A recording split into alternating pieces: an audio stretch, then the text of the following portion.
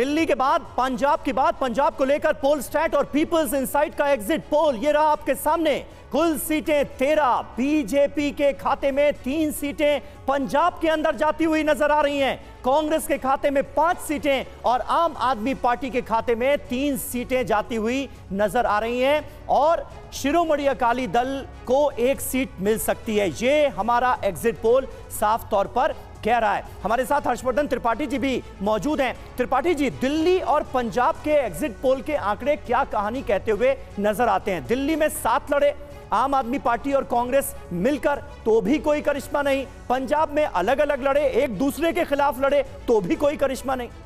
देखिए समीर भाई, कल आखिरी चरण का मतदान हो गया, एग्जिट पोल आ गया, साफ साफ सब कुछ दिख रहा है। लेकिन उससे पहले जो चंडीगढ़ के प्रत्याशी हैं मनीष तिवारी, उनसे जो वहां बहुजन समाज पार्टी की प्रत्याशी थी, उन्होंने एक सवाल किया और बड़ा अच्छा सवाल है, सिर्फ उतना दिखा दीजिए तो सारी कहानी समझ में आ जाएगी। उन्होंने कहा कि यहाँ रेड लाइट के इधर रहो तो कांग्रेस और केजरीवाल एक साथ, रेड लाइट पार कर जाओ तो कांग्रेस और केजरीवाल लड़ते रहते। अब इस तरह की स्थिति में आप सोचेंगे कि मतदाता को बेवकूफ बना देंगे। मतदाता इतना समझदार हो चुका है, आज के समय में सेकंड्स लगते हैं असली खबर पहुंचने में। आपने झूठ फैलाया, तुरंत वो वाला जमाना चला गया कि जब तक सच अपने जूते पहनता है झूठ पूरी दुनिया के चक्कर लगा, अब नहीं हो पाता। इसीलिए ये सारे अफवाह फैलाने वाले, झूठ फैलाने वाले लोग फंस जाते हैं। दिल्ली में पूरा अभियान ही जो अरविंद केजरीवाल की भ्रष्टाचारी नीति थी उसके खिलाफ किसने चलाया? भारतीय जनता पार्टी से भी आगे बढ़ चढ़कर कांग्रेस ने, उसके लिए अवसर था, वो अवसर कांग्रेस छोड़ गई। पंजाब में इतनी मुश्किलें हैं, प्रचंड बहुमत की सरकार आई केजरीवाल की, नहीं लड़ पा रहे, भारतीय जनता पार्टी उसका उपयोग कर रही है और कम से कम 13 में से 6 सीटें ऐसी हैं जहां भारतीय जनता पार्टी बहुत मजबूती से लड़ाई लड़ रही है। 4 कॉर्नर फाइट भी फर्स्ट टाइम हो रही है। 3 राष्ट्रीय पार्टियां, एक क्षेत्रीय पार्टी, इन दोनों राज्यों भी बदल सकते हैं। हर्षवर्धन जी, इन दोनों राज्यों के एग्जिट पोल पर विनोद सर से भी बात करते हैं। विनोद शर्मा हमारे साथ वरिष्ठ पत्रकार जुड़े हैं। विनोद जी, एक चीज जो दिल्ली और पंजाब में चुनाव के दौरान मैं भी घूमते हुए महसूस कर रहा था कि एक बड़ा सा सवाल था जो हर जगह ये पूछा भी जा रहा था कि पंजाब में अलग अलग लड़ते हुए जो आरोप लगाए जा रहे थे एक दूसरे पर आम आदमी पार्टी और कांग्रेस की तरफ से, दिल्ली में वही चीज बिल्कुल उलट थी। क्या ये दोनों राज्य एक कॉन्फ्लिक्टिंग पॉलिटिकल अलायंस की सिचुएशन में थे जिसका नुकसान आप देख पा रहे हैं? एक तो बात सुनिए कि there are no permanent enemies and friends in politics. अगर आपको इस पे कुछ शक है तो जरा आंध्र प्रदेश की तरफ नजर उठा के देख लीजिए कौन किसके साथ है वहां। तो हम इस चर्चा में ना जाएं। मैं समझता हूं कि जो वोटर है वो वोट डालता है अपने कैंडिडेट को देखकर और पॉलिटिकल पार्टी की उसकी जो प्रेफरेंस होती है उसको देखकर। अलायंसेस इंपॉर्टेंट होती हैं, जैसे दिल्ली में अलायंस इंपॉर्टेंट थी, पंजाब में इसलिए अलायंस नहीं की गई कि इन्होंने निष्कर्ष निकाला आपस में बातचीत कर कर कि अगर पूरी ऑपोजिशन स्पेस खुली छोड़ देंगे बीजेपी के लिए या एसएडी के लिए तो वो नुकसान पहुंचा सकता है इन दोनों को। अब मैं पूछना चाहता हूं कि आप बीजेपी को 3 सीटें पंजाब में दे रहे हैं, आप मेरा ज्ञानवर्धन करेंगे कि कौन सी सीटें हैं ये 3? ये आपके पास आंकड़ा है कि कौन सी सीटें हैं ये 3? कौन सी सीटें हैं, कोई मुझे बता ठीक है, बिल्कुल।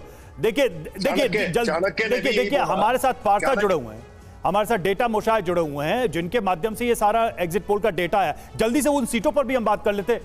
डेटा मोशाय, यही जो सवाल है विनोद सर का, ये सवाल है कि आखिर कौन सी सीटें हैं पंजाब की जहां बीजेपी को पोलस्टार एजेंसी कहा है, वो मेरा डेटा नहीं है। ठीक है।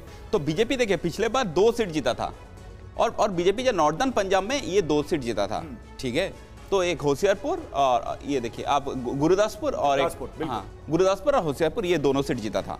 ठीक है, तो अभी क्या है, 4 कॉर्नर फाइट हो गया, कुछ जगह पे 3 कॉर्नर 4 कॉर्नर, तो उसमें एक्चुअली कौन सा सीट कौन जीतेगा मतलब मेरा हिसाब से भी बोलना बहुत मुश्किल है। ठीक है, लेकिन आप तो ये जो 2 सीटें थी जहां पर पहले से बीजेपी थी काबिज, वहां पर बीजेपी अभी भी एग्जिस्ट करेगी, वहां पर बेहतर करेगी। देखिए सीटों की बात हो रही है। देखिए एग्जिट पोल का जो नंबर बोल रहा है तो मतलब क्या, अगर 3 सीट आ रहा है तो ये दोनों सीट इसमें होगा। और एक सीट लुधियाना वगैरह कुछ हो सकता है, ठीक है ना, तो जालंधर भी हो सकता है, तो मालूम नहीं, मुझे एग्जैक्टली डेटा नहीं है, ठीक है, लेकिन 4 कॉर्नर फाइट में कौन निकल सकता है ये बोलना बहुत ही मुश्किल है, आप समझ रहे हैं। ठीक है विनोद सर, लुधियाना का भी जिक्र हुआ, 2 सीटें पहले से बीजेपी के पास थी, तो एक तरीके से 3 सीटें दिख रही है, और लुधियाना में तो जो विनिंग कैंडिडेट रहा है कांग्रेस का, वही बीजेपी में अब शामिल रहा है, वो लगातार जीतते भी रहे हैं, अब बीजेपी के बैनर से वो लड़ भी रहे हैं, तो क्या आप मानते हैं कि ये जो 3 सीटें हैं वाकई में यहां बीजेपी की स्थिति मजबूत रहेगी, या आपकी नजर में कुछ और मामला हो सकता है? विनोद सर अनम्यूट करिए। आप अपना माइक अनम्यूट कर ले विनोद सर, आपकी आवाज हमें नहीं मिल रही। गुरदासपुर में सनी देओल थे मेंबर ऑफ पार्लियामेंट बीजेपी के, जी जी, और वो एब्सेंटी मेंबर ऑफ पार्लियामेंट थे, वो कैंपेन तक करने नहीं आए, एक भारी एंटी इनकम्बेंसी थी उनके विरोध में। यह बात सच है कि वहां पर जो फाइट है वो आम आदमी पार्टी, कांग्रेस, बीजेपी और बीएसपी के बीच में भी है जी।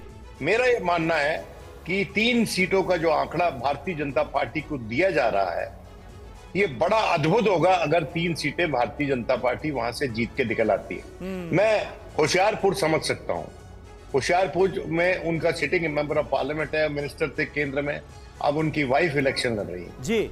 जहां तक लुधियाना का सवाल है जी, लुधियाना, देखिए बात यह है कि भारतीय जनता पार्टी एक बड़ा ही मुश्किल वाला इलेक्शन वहां लड़ रही है, हाँ। और वो वहां पर उनको गांव के भीतर जाने में दिक्कत हो रही है। किसान लोग, एक कुछ संगठन है जो उनको घुसने नहीं दे रहे गांव में। अगर उसका कोई रिवर्स पोलराइजेशन हुआ है अर्बन वोटर्स में बीजेपी के पक्ष में, तो फिर मैं समझता हूं कि भारतीय जनता पार्टी 1-2 सीट वहां जीत सकती है।